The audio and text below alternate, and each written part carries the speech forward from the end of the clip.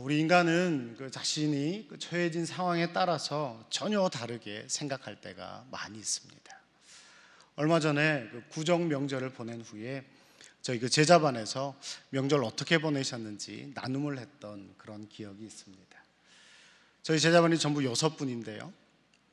그 중에 5분은 이제 며느리의 입장이고 한 분은 시어머니의 입장에서 이렇게 나눔을 하시더라고요.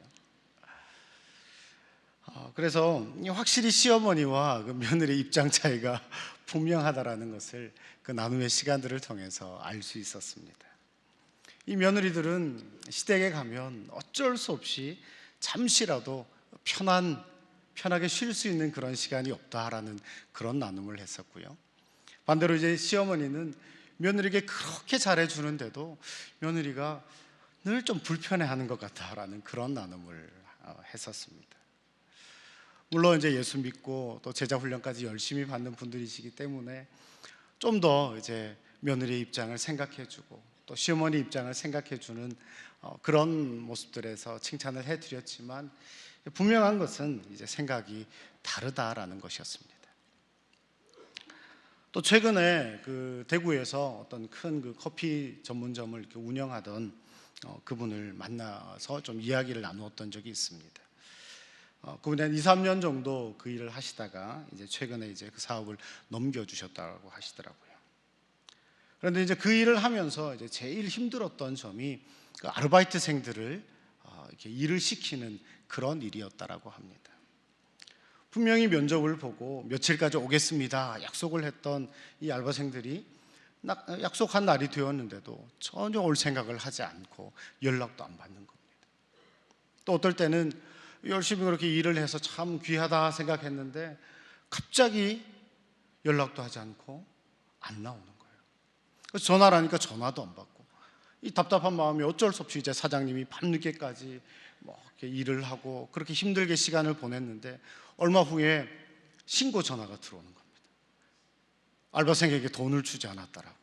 신고하는 신고 전화를 받으면서 정말 이게 너무너무 사람을 부린다라는 것이 일을 시킨다는 게 쉽지 않다라는 것을 깨달았다라는 이야기를 하더라고요.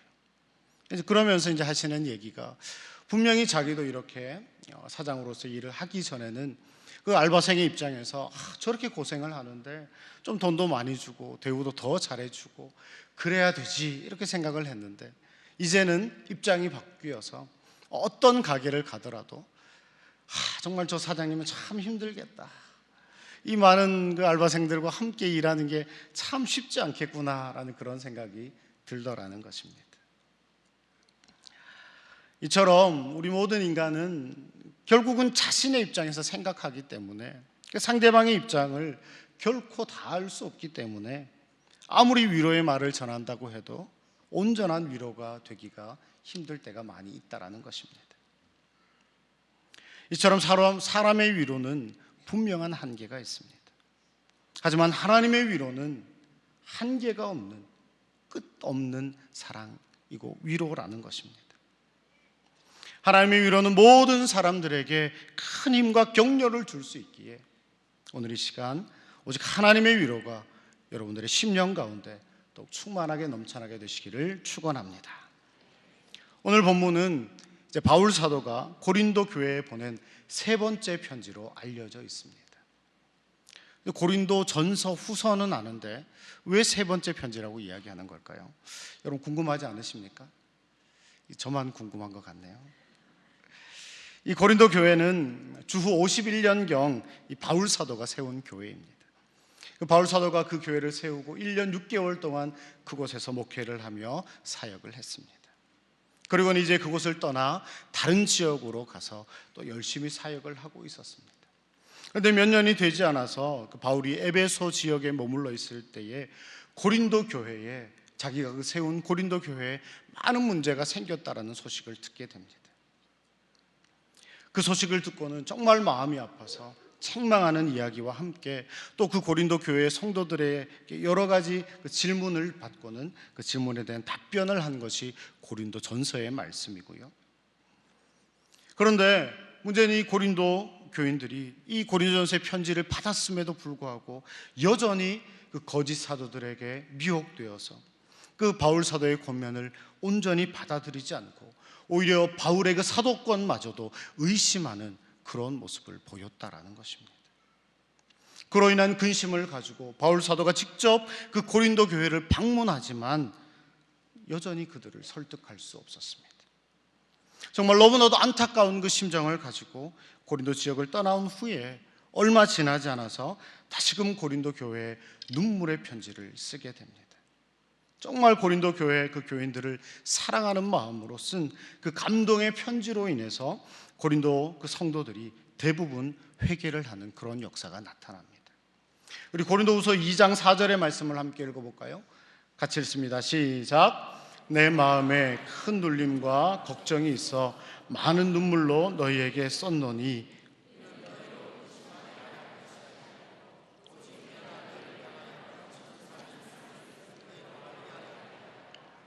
아멘.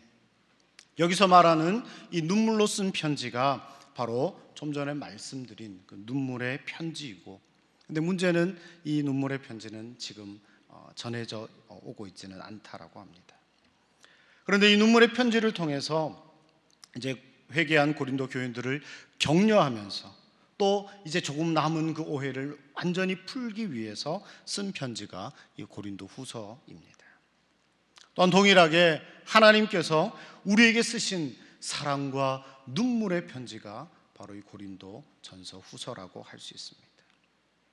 오늘날에도 수많은 교인들이 하나님의 이 사랑과 눈물의 편지를 이미 받았음에도 불구하고 좀처럼 읽으려고 하지 않고 또 그 편지를 읽으면서도 아무런 감동도 아무런 변화도 없는 그런 교인들이 많이 있다라는 것이죠. 그런 교인들에게 우리 하나님은 오늘도 눈물을 흘리시며 하나님의 그 애절한 마음을 깨달아 알기를 원하십니다. 먼저 본문 3절의 말씀을 보면 하나님을 찬송할 세 가지 이유에 대해서 말씀을 하고 있습니다. 그 세 가지 이유는 우리 하나님은 그리스도의 하나님이시요 자비의 아버지시요 위로의 하나님이시기 때문이다 라고 그렇게 이야기를 합니다. 다시 말해서 하나님의 구원의 그 은혜와 하나님의 그 자비하심과 하나님의 그 위로하심으로 인해서 우리는 날마다 하나님을 찬송해야 할 이유가 있다라는 것이죠.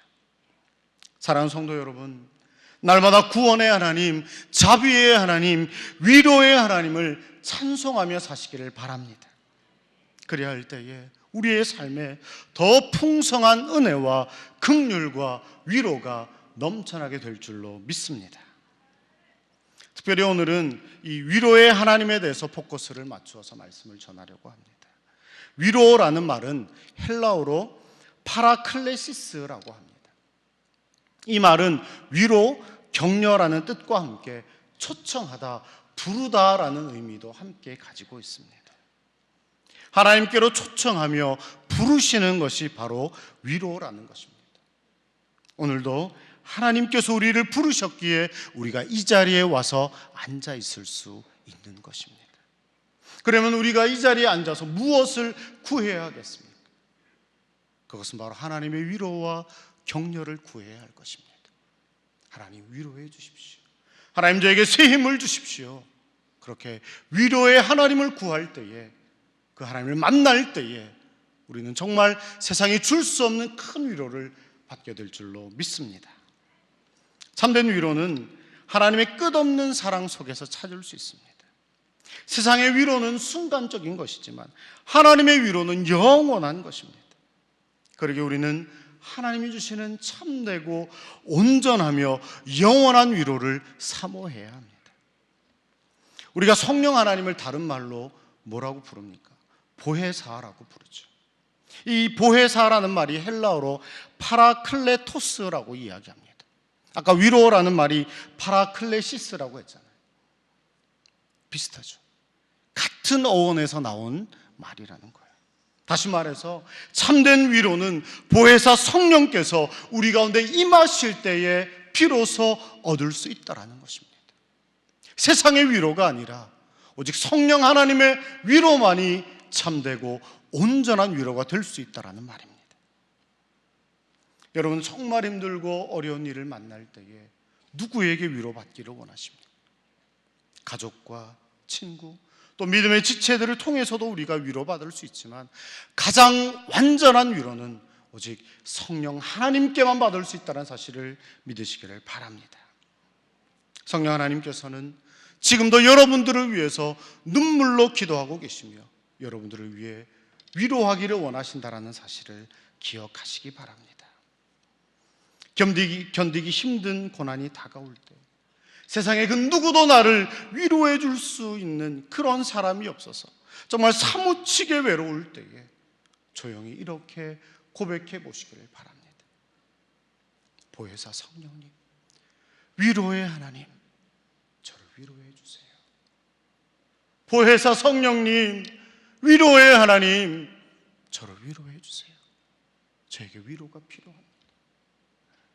세상에 아무도 나를 위로해 줄 수 있는 사람 없지만, 세상에 그 누구도 나의 형편과 이 처지를 다 알지 못하지만 우리 보혜사 성령님만은 나의 그 모든 아픔을, 나의 그 모든 상처를 너무나도 깊이 잘 알고 계시기에 그 성령님께 위로를 구합니다. 우리가 그렇게 고백하며 기도할 때에 우리는 정말 세상이 줄 수 없는 진실한 위로를 얻게 될 줄로 믿습니다.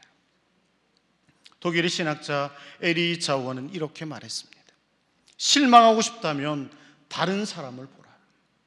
낙담하고 싶다면 자기 자신을 보라.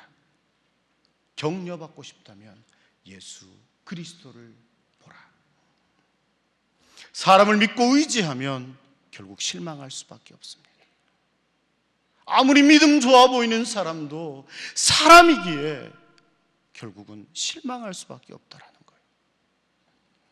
또한 우리 자신의 모습을 깊이 들여다보면 들여다볼수록 내 안에 선한 것이 조금도 없음을 깨닫게 되며 우리는 낙담할 수밖에 없습니다. 하지만 우리가 위로의 주님을 바라볼 때에, 위로의 하나님을 바라볼 때에 우리는 세상이 알 수 없는 위로와 격려를 온전히 받게 될 줄로 믿습니다. 여러분, 무엇을 바라보며 사십니까? 사람을 바라보고 세상을 바라보고 살고 계십니까? 오직 위로의 하나님만 바라보시고 오직 그 위로의 하나님이 주시는 그 위로를 누리며 사는 삶을 살아가시기를 바랍니다. 예전에 어떤 목사님이 그런 말씀을 하시는데 저에게 큰 위로가 되었던 경험이 있습니다. 하나님께서는 세상에 많은 사람들이 있지만, 정말 잘나고 성공한 많은 사람들이 있지만 평범한 사람을 가장 좋아하신다라는 거예요. 그래서 이 세상에 평범한 사람을 제일 많이 만들어 두셨다라는 것입니다. 저도 한없이 평범한 사람이라는 것을 알기 때문에 그것 때문에 때로는 무력감도 느끼고 좌절감도 느꼈었는데, 하나님께서 평범한 사람을, 평범한 나 같은 사람을 가장 사랑하신다라는 그 말씀을 듣고 참 큰 위로가 되었었습니다. 물론 우리 자녀가 성공해서 잘 나가면 다른 사람들에게 자랑도 하고 기분 좋겠죠. 하지만 주위에 많은 어르신들이 그렇게 이야기하더라고요. 요즘 자식이 너무 잘나면 다 해외로 나가버리고 그래서 더 부모는 외로워질 수밖에 없다라는 거예요. 조금 부족해도 평범한 자녀들이 가까운 곳에 살면서 더 자주 보는 게 훨씬 더 행복하다라는 이야기를 하는 것을 들었습니다. 우리 하나님 아버지께서도 우리가 너무 잘 나가서 세상 가운데 정신없이 살면서 하나님을 잊어버리고 사는 것이 아니라 조금 부족해도 그 부족함 때문에 날마다 하나님을 더 의지하고 날마다 하나님께 더 가까이 나오는 것, 하나님이 그거를 더 원하신다라는 사실입니다. 또한 우리도 하나님과 함께 있는 것, 그것이 가장 큰 위로와 격려가 된다라는 것을 잊지 말아야 할 것입니다. 사랑하는 성도 여러분, 우리가 위로의 하나님께 받을 수 있는 가장 큰 위로는 바로 함께 하심입니다. 하나님께 소리와 함께 하시면 우리는 어떤 순간에도 참된 평안을 누리며 살 수 있습니다. 아무것도 두려워하지 말라, 내가 너와 함께함이라 말씀하시는 그 하나님의 음성, 그 약속의 말씀을 붙들고 날마다 하나님과 함께함의 그 위로를 누리며 살아가시기를 바랍니다. 오늘 본문 4절에서는 하나님께서 우리를 위로하시는 그 이유가 나옵니다. 우리 4절 말씀을 같이 읽어볼까요? 시작. 우리의 모든 환난 중에서 우리를 위로하사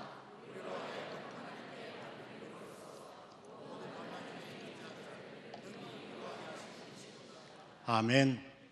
하나님께서 우리를 위로하시는 이유는 우리로 하여금 환난 중에 있는 자들을 위로하게 하시기 위함이다. 그렇게 말씀하고 있습니다. 우리가 하나님 아버지께 받은 그 위로를 한번 생각해 보십시오. 우리를 구원하시고 인도하시며 함께 하시는 그 은혜와 위로로 인해 우리는 다른 사람을 위로해야 할 의무가 있다라는 것입니다. 하나님 우리를 구원하시고 우리를 위로하시고 우리와 함께 하시는 이유가 다른 사람을 위로하도록 하기 위함이다라고 분명히 말씀하고 있다는 것입니다. 우리나라 사람들은, 그중에도 경상도 사람들은 칭찬에 인색할 때가 많습니다. 그래서 칭찬받는 것을 또 어색해하기도 합니다. 또 위로하는 것도 마찬가지입니다. 웬만해서는 다른 사람에게 위로의 말을 잘 하지 않습니다. 그리고 겨우 위로하는 말이 이 정도입니다. 그만한 일로 운어, 별일 알고만 고마워라, 됐다마, 이 정도. 사실 이 정도 위로는 안 하는 게 나을 수도 있습니다. 하지만 우리는 하나님 나라 사람이라는 것, 대한민국 사람이기 이전에, 경상도 사람이기 이전에 하나님 나라 사람이라는 것을 잊지 말아야 합니다. 하나님 나라의 사람은 위로하는 사람이 되어야 합니다. 정말 사랑의 그 마음을 가지고 하나님이 우리를 위로해 주셨듯이 그 위로의 마음으로 다른 사람을 위로하는 것이 우리의 의무이자 사명이라는 것을 잊지 마시기를 바랍니다. 예수님은 누구보다도 그 영적인 공감 능력이 뛰어난 분이셨습니다. 성경에도 보면 여러 차례 예수님이 눈물을 흘리시고 또 함께 슬퍼하시며 아파하시는 그런 모습을 볼 수가 있습니다. 우리도 예수님처럼 다른 사람의 그 슬픔과 아픔을 함께 공감할 수 있어야 합니다. 영적인 이 공감 능력이 없이 전하는 그 위로의 말은 오히려 상처가 될 수 있음을 우리는 알아야 합니다. 우리가 잘 알고 있는 그 구약의 욥의 그 세 친구들처럼 그들이 처음 위로하러 왔을 때는 그냥 함께 울어줄 때는 욥에게 큰 힘이 되었을 것입니다. 그런데 문제는 이제 말을 시작하면서 그 입에서 나오는 말 한마디 한마디가 정죄의 말이 되어서 그 안 그래도 힘든 그 욥의 심정에 비수를 꽂는 그 상처의 말을 계속 하게 되었더라는 것이죠. 그러게 우리는 아무 말 없이 그저 함께 있어주는 것이 더 온전한 위로가 된다는 것도 잊지 말아야 할 것입니다. 또 위로의 하나님께 기도함으로 내 말이 아니라 하나님의 위로가 임하도록 하는 것이 훨씬 더 중요합니다. 하나님의 위로만이 영원한 것이기에 가장 완전한 위로가 될 수 있다는 사실을 기억하며 하나님께 기도하는 것, 그보다 더 큰 위로는 없을 것입니다. 바울 사도 역시 그 사실을 너무나도 잘 알고 있었기 때문에 그 서신을 보면, 다른 서신들도 보면 많은 기도의 요청들을 하는 것을 볼 수 있습니다. 기도의 힘을 믿고 위로의 하나님을 경험한 사람은 다른 사람들에게도 기도 요청을 할 수 있어야 합니다. 여러분에게는 정말 힘들고 어려운 일을 만났을 때에 기도를 요청할 수 있는 사람이 과연 몇 명이나 됩니까? 여러분 마음속으로 한번 세워보십시오. 과연 몇 명이나 됩니까? 만일 한 사람도 없다면 그것은 심각한 문제입니다. 그래서 순모임에 참석하거나 부서 사역을 하고 또 신앙훈련을 받는 것이 중요합니다. 소그룹의 그 모임을 통해서 은혜를 나누고 기도의 제목을 나누고 함께 위로할 때에 우리는 함께 힘을 얻어 낙심한 그 순간에도 다시 일어나 걸을 수 있기 때문입니다. 날마다 하나님께서 나와 함께 하심을 기억하며 하나님 아버지께서 주시는 그 위로를 받고 그 위로를 다른 사람들에게 전할 수 있는 참된 위로자가 되시기를 바랍니다. 본문 5절의 말씀을 보면 그리스도의 고난이 우리에게 넘친 것 같이 우리가 받는 위로도 그리스도로 말미암아 넘치는도다, 이렇게 말씀하고 있습니다. 고난이 넘치면 위로도 넘친다라는 그 말이 참 아이러니한 것 같습니다. 하지만 이것이 바로 신앙의 신비입니다. 죄가 깊으면 은혜가 깊은 것처럼 고난이 심하면 더 큰 위로도 받을 수 있다는 말입니다. 왜냐하면 우리 주님이 바로 그 본을 보이셨기 때문입니다. 주님의 십자가의 고난이 없었다면 어떻게 부활의 영광이 있을 수 있겠습니까? 그러게 우리는 소망의 인내를 감당해야 합니다. 소망이 없는 고난은 정말 감당하기 힘들 수밖에 없습니다. 그러나 우리에겐 영원한 소망이 있습니다. 우리 주님 우리와 함께 하시며 우리의 손을 잡고 인도해 주실 것이기에 우리는 아무리 힘들고 어려운 순간에도 소망의 찬양을 드릴 수 있어야 합니다. 바울 사도만큼 고난을 많이 당한 사람도 없을 것입니다.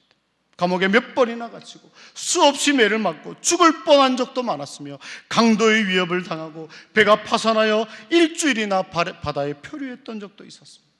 그럼에도 불구하고 그는 계속해서 복음을 전하기 위하여 그리스도의 고난에 동참하는 것을 기뻐했습니다. 우리도 바울처럼 그리스도의 고난에 동참하는 것을 기뻐할 수 있어야 합니다. 그리할 할 때에 우리의 삶에 고난이 넘친 것 같이 더 큰 위로도 넘쳐나게 될 것입니다. 우리 교회에도 오랫동안 투병 중인 성도들이 많이 있습니다. 또 고난, 가정의 문제, 경제적인 문제로 인해서 남몰래 눈물을 흘리는 성도들이 많이 있습니다. 정말 신실하고 선한 분들이 질병으로 인해서 여러 가지 문제들로 인해서 고통 속에 신음하는 그 모습을 보면 너무나도 마음이 아플 때가 많이 있습니다. 그래서 기도할 때 하나님 정말 누구보다 아버지께 사랑하시는 이 분들을 왜 이렇게 힘들게 하십니까? 사랑하는 자녀가 이렇게 힘들어하는데 이렇게 아파하는데 왜 그냥 지켜보고만 계십니까? 이런 탄식의 기도를 드릴 때도 있습니다. 하지만 우리 주님은 언제나 믿음의 자녀들과 함께 하시며 함께 아파하고 계시다는 사실을 우리는 알아야 합니다. 용광로와 같은 그 고난의 불 속에 우리를 던져놓으시고 그냥 지켜만 보고 계시는 것이 아니라 그 불 속으로 뛰어들어오셔서 우리와 함께 아파하시고 계심을 우리가 믿게 될 때에 우리 정말 세상이 줄 수 없는 큰 위로를 받게 될 줄로 믿습니다. 우리 함께 시편 18편 1절 2절 말씀을 함께 읽도록 하겠습니다. 시편 18편 1절 2절 말씀 같이 읽습니다. 시작. 나의 힘이 되신 여호와여 내가 주를 사랑하나이다. 여호와는 나의 반석이시요 나의 요새시요 나를 건지시는 자시요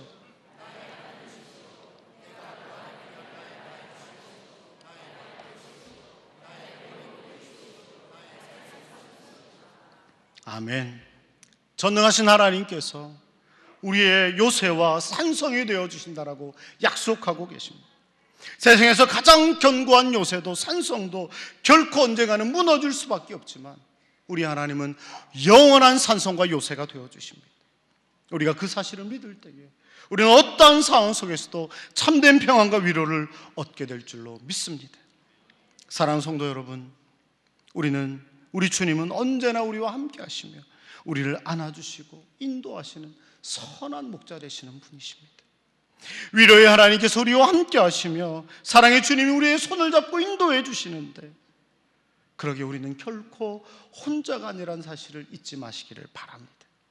또한 우리에게는 주 안에서 한 가족이 된 지체들이 이렇게 많이 있습니다.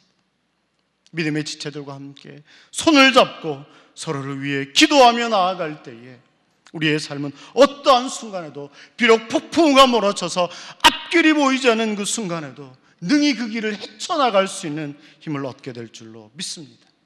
이 시간 저를 따라 함께 결단의 고백을 드렸으면 좋겠습니다. 위로의 하나님이 나와 함께 하심을 믿습니다.